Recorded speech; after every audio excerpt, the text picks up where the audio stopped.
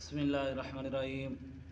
एक सवाल आया है कि आया इंजेक्शन लगवाने से रोज़ा फासिद होता है या नहीं, रोज़ा टूट जाता है या नहीं।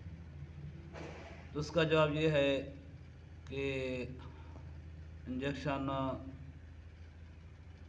खा गोश्त वाला हो या रग वाला,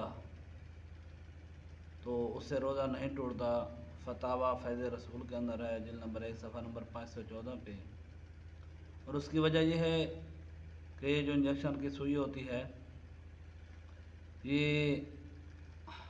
मसाम के ज़रिए जो है ना, ये दवाई अंदर पहुंचाई जाती है।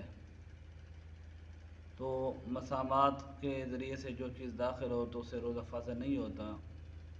और फिर ये दवाई जो है ना दिमाग तक पहुंचती है ना मैदे तक। और रोज़ा इन दो चीज़ों से टूटता है कि जब कोई चीज़ मैदे में चली जाए या दिमाग तक पहुंच जाए।